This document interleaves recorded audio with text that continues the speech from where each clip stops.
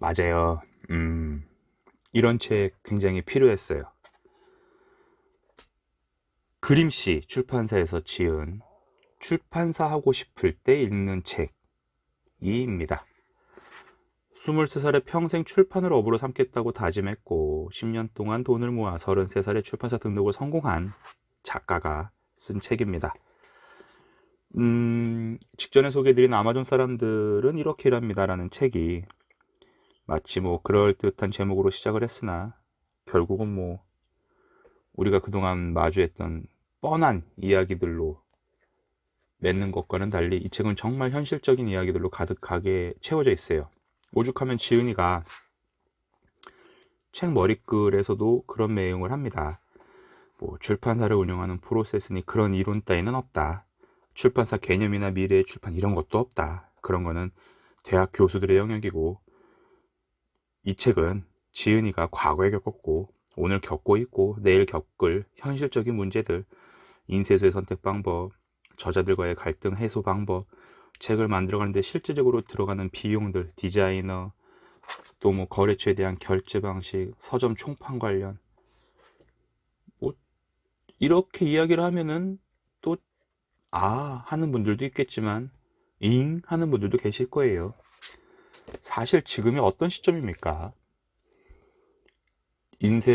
활자로 인쇄된 컨텐츠를 대중교통에서 보는 사람들의 프로테이지가 0%의 시대 아닙니까? 베스트셀러가 어디 있고 스테디셀러는 있지만 대부분 자기계발서와 학생들의 자습서 참고서들이 대부분을 이루고 있는 시대인데 또 이런 와중에도 전례 없이 개인 출판, 뭐 1인 출판 넘쳐나죠. 이 모든 것들이 어떤 유행의 흐름에 편중되어 있다는 점은 사실 개인적으로 굉장히 아쉬운데 그럼에도 불구하고 과거에 없던 이런 움직임들이 어떤 새롭게 변형된 포맷에서 만들어진다는 것도 되게 반가운 일이라고 봅니다. 일례로 뭐 20년 전만 하더라도 아니죠. 10년 전만 하더라도 영화를 촬영한다. 머릿속이 찢어질 정도죠.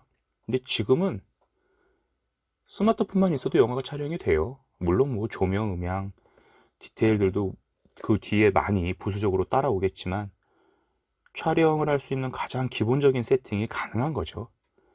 하물며 노트북으로 영상 편집도 가능하고 뭐 자막을 넣는다든가 간단한 그래픽을 입히는 것도 개인이 조금만 연습하면 공부하면 가능한 시대입니다.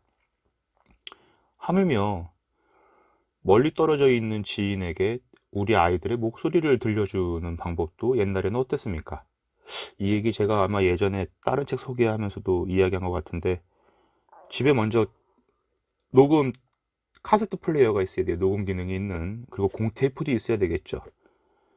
물론 뭐 전화로 들려줄 수 있겠지만 그런 개념이 아니라 목소리를 들려준다는 어떤 전파적인 측면에서 전달적인 측면에서 그럼 결국 녹음이 되는 카세트 플레이어에 녹음 테이프를 넣고 아이의 목소리를 녹음한 다음에 그 녹음 테이프를 우체국 소포로 보내죠. 그럼 저쪽에서도 재생이 되는 카세트 플레이어가 있어야지만 그 음성을 들을 수가 있어요. 근데 지금은 어떤가요? 그냥 스마트폰에 음성 메시지 입력해서 녹음해서 문자든 카톡이든 뭐 메신저로 띡 보내면 끝이죠. 이 어마무시한 어떤 컨텐츠의 생산과 재생, 편집, 튜닝들의 과정이 정말 무서울 정도로 단순해졌고 쉬워졌습니다. 결국 출판사라는 매체도 조금 전에 잠깐 언급했듯이 1인 출판, 뭐 독립 출판의 스타일로 많이들 확장이 되고 있는데 이제 그 과정에서 벌어지는 심심치 않게 일어나는 여러 가지 문제점들에 대해 저자는 제법 심각하게 그리고 현실적으로 정말 디테일하게 들려주고 있어요. 그러다 보니까 이 책은 읽다 보면서 제게도 많은 추억들을 또 불러일으켰고 아, 나도 머뭇거렸던 이 분야에 대한 약간의 도전의식을 자극시켜 주기도 했습니다. 사실 뭐 저는 그렇게 보면 운이 좀 좋았던 케이스죠. 어릴 때 품었던 여러 가지 꿈들 중에 작가란 꿈도 있었고, 정말 인연이 닿아서 제 나이 26살 때 단행본이긴 하지만, 단행본은 단행본이지, 그러니까 시리즈이긴 하지만 단행본으로 책을 발간하기도 했고요. 또 인연이 닿아서 20대 중반에 이미 잡지사 편집장도 경험을 했고, 또 인연이 닿아서 30대 초반에는 4편의 시리즈로 이북도 출판을 했었죠. 그러니까 저도 막연히 그런 개인적인 소망은 있었어요. 글을 쓰고 책으로 엮어서 많은 사람들과 공유하는 즐거움. 그래서 사실은 그 잡지사 편집장을 관둘 수밖에 없는 현실적인 벽 앞에서 좌절하고, 그러니까 잡지가 폐간이 된 건데, 그 이듬해에는 사실 그 1인 출판의 개념으로 독립 잡지를 만들려고 준비도 꽤 했었고요. 뭐 A4 판형에 한 5, 60페이지 정도 되는 잡지를 만들고 한 달에 한 2, 300부 정도 인쇄를 해서 온라인과 오프라인으로 판매를 해보려고 나름 자본금도 모으고 컨텐츠도 수립을 했는데, 결과적으로는 그 모든 액션들이 그 다음 출판을 위한 수익 사업적인 측면에서는 굉장히 저조하게 경제성이 없다라고 판단을 해서 일찌감치 접었죠. 사실 뭐 제가 하려고 했다가 접은 사업 아이템은 뭐 많습니다. 자랑스러울 정도로. 실질적으로 하다가 말아먹은 적도 많고요. 근데 뭐 저는 결과적으로 그 모든 것들이 오늘날의 저를 만드는 자양분이라고 생각도 하고 굉장히 또 소중했었어요. 왜냐면 그 순간만큼은 배고팠어도 즐거웠고 배고팠어도 배가 불렀거든요. 정말 배고픈 시절이긴 했습니다. 그리하여 이 책은 뭐 디자인, 편집장 등등의 경험을 통해서 잡지라는 매체를 4년 넘게 경험한 제게도 처음 마주하는, 정말 출판사라는 메커니즘 속에 깃들어 있는 숨은 이야기들을 많이 들려주고 있습니다. 책 한 권을 출판하는 단순한 과정부터 출판사를 운영하기 위해 필요한 발간 책자 수, 그리고 하물며 출판업을 폐업하고 싶을 때 맞닥뜨리게 될 현실적인 문제점들까지, 정말이에요. 이 출판사 하고 싶을 때 읽는 책이 맞아요. 근데 저자는 겁을 주는 게 아니라 초보자라면 누구나 밟을 수 있는 지뢰들을 피하는 방법을 들려주고 있습니다.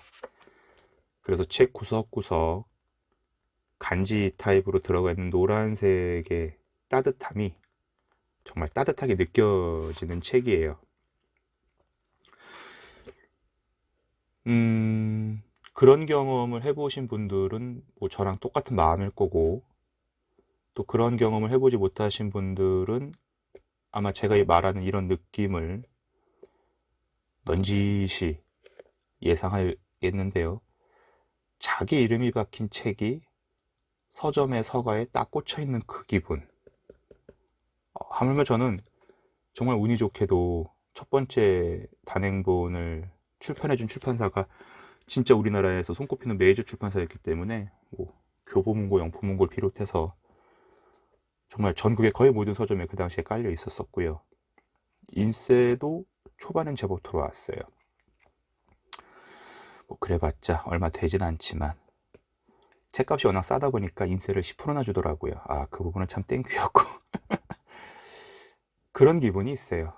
내 이름이 박힌 책이 서점에 있고 내 이름이 박힌 잡지가 사람들이 구입해서 애독자 접수를 보내고, 달콤한 경험이었는데 저도 결국은 이제 또 처자식이 있고 쥐꼬리 많은 월급이지만 꾸준히 월급을 받아오는 직업을 바라는 아내의 소망에 맞춰서 살다 보니까 많은 부분을 미뤄두고 외면하고 살고는 있습니다.